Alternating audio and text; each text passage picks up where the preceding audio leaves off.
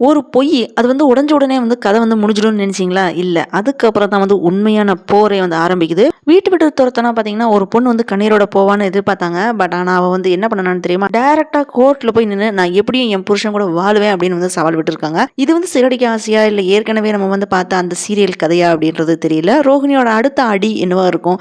மனோஜ் வந்து யார வந்து செலக்ட் பண்ண போறான்? விஜயோட வீட்டுக்குள்ள வந்து நடக்க போறது வந்து யாருமே எக்ஸ்பெக்ட் பண்ணாத சம்பவமா இருக்கு. முழு கதையுமே இப்ப பார்க்கலாம் வாங்க. இந்த சீரியல் வந்து ஸ்டார்ட் ஆன நாள்ல இருந்து ஒரே ஒரு கேள்வி தான் வந்து ஓடிட்டு இருந்துச்சு. ரோகிணியோட உண்மை வந்து எப்போ வந்து தெரிய வரும் அப்படின்ட்டு. ஒரு 100 ப்ரோமோ, ஒரு 1000 ட்விஸ்ட் ஒவ்வொரு வாரமுமே இந்த வீக்காவது இவங்க காமிப்பாங்களா அப்படின்னு நம்ம எக்ஸ்பெக்டேஷன் இருந்துட்டே இருந்துச்சு. ஆனா உண்மை வந்த விதம் பார்த்தீங்கன்னா ரொம்ப சட்டுப்புட்டுன்னு வந்த மாதிரி இருக்கு. பெருசா ஒன்றும் விசில் சீன் எதுவுமே இல்லை. பெரிய பப்ளிக் ஹியூமிலேஷன் எதுவுமே கிடையாது. டிராமாட்டிக் மியூசிக் கூட கொஞ்சம் கூட இல்லை. முத்து வந்து ரோகிணியை பத்தி அமைதியா எல்லாத்தையுமே தெரிஞ்சுக்கிறான். அவனோட மனசுக்குள்ள வந்து உடஞ்ச விஷயத்தை வந்து அவன் குடும்பத்துக்கே வந்து சொல்றான். அதுக்கப்புறம் விஜயா மூலமா ரோகிணியை வந்து வெளியில அனுப்பிடுறாங்க. இந்த இடத்துல தான் சிறடிக்க ஆசை சீரியல்ல தெய்வ மகள் ஷேடோ உள்ள நுழையிற மாதிரி இருக்கு.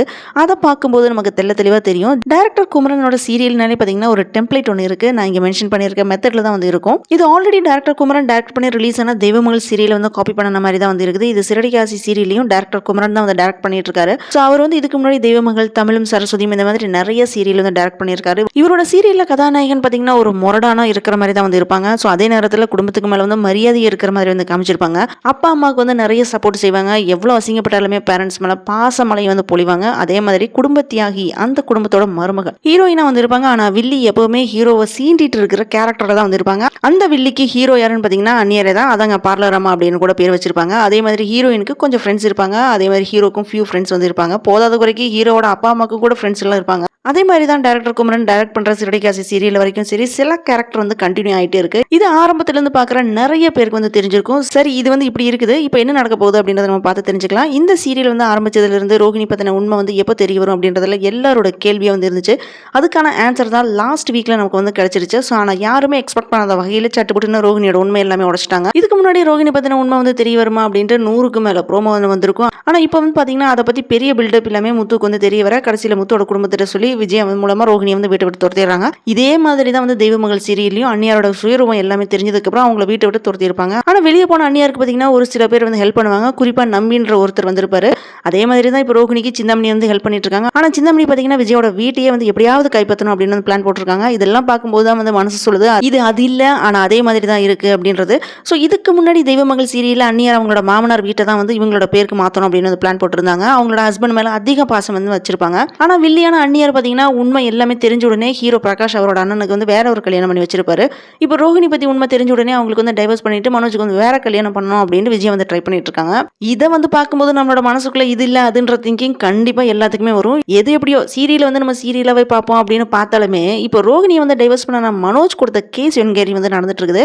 அதுல ரோகிணி என்ன சொல்றாங்கன்னு பாத்தீங்கன்னா நான் எப்படியும் என்னோட புருஷன் கூட சேர்ந்து வாழ்வேன், அதுக்காக என்ன வேணும்னாலும் செய்வேன் அப்படின்ட்டு விஜயாட்டியே வந்து சவால் விட்டுருக்காங்க. இதுல தான் ரோகிணியோட கேரக்டர் வந்து டேஞ்சரஸா இருக்குது. அவ திருந்தல, அவ அதே மாதிரி அதை ஒத்துக்கல, அவ தோல்வியை வந்து அக்செப்டும் பண்ணல. அவளுக்கு இது ஒரு லவ் ஃபைட் மாதிரி தான் வந்திருக்கு. விஜயாக்கு ஒரு ஃபேமிலி ப்ரொடெக்ஷனா இருக்கு. இந்த எல்லாத்துக்கும் நடுவில் மனோஜோட நிலைமை என்னன்னு பாத்தீங்கன்னா ஒரு பக்கம் அவனோட வைஃப், இன்னொரு பக்கம் ஃபேமிலி, அதுக்கு மேல லீகல் ப்ரெஷர். அவனுக்கு டைவர்ஸ் தான் வந்து தீர்வா இல்ல அது ஒரு எஸ்கேப் மாதிரி தானா? ஆனா எஸ்கேப் வந்து கிடைக்காம ரோகிணி டைரக்டா வார் வந்து டிக்ளேர் பண்ணிட்டாங்க. இந்த சேலஞ்ச் வந்து சும்மா டைலாக் எல்லாம் கிடையாது. இமோஷனல் பிளாக்மெயில் வரலாம், ஃபேக் சிம்பதி ஆங்கிள் வரலாம், இல்லனா மனோஜ் மைண்ட் கேம் வந்து நடக்கலாம், விஜயா வீட்டுக்குள்ள வந்து டிஸ்ரப்ஷன் ஆரம்பிக்கலாம், என்ன வேணும்னாலுமே நடக்கலாம். தெய்வமகள் சீரியல வெளியே போன அந்நியர் வந்து உள்ள வர 100 வழி தேடன மாதிரி இங்க ரோகிணியுமே சரி நான் தோத்து போக மாட்டேன் அப்படின்னு கடைசி ஆட்டத்தை வந்து ஆட ஆரம்பிச்சிருக்காங்க. ஸோ சிறடிக்காசு இப்போ ஒரு உண்மை, உறவு, அதிகாரம் அப்படின்ட்டு 3 முனை போருக்குள்ள வந்து நுழைஞ்சிருக்கு. இது ஒரு காப்பியா இல்ல இன்ஸ்பயர்டா டெம்ப்ளேட்டா அது எல்லாத்தையும் விட ரோகிணி வந்து என்ன செய்ய போறா, மனோஜ் வந்து யார் வந்து சூஸ் பண்ண போறான், விஜயா வீட்டை வந்து காப்பாத்துவாங்களா அப்படின்றது எல்லாமே நம்ம அடுத்து வரும் ஒரு பெரிய இமோஷனல் பிளாஸ்டா வந்து இருக்க வாய்ப்பு இருக்கு. ரோகிணி சவால் விட்டா ஆனா அந்த சவாலுக்கு விஜயா வந்து சும்மா இருப்பாங்களா என்ன? கோர்ட்ல ஆரம்பிச்ச இந்த போர் வந்து அது வீட்டுக்குள்ள எப்படி ஒரு விபரீதமா மாறப்போகுதோ தெரியல.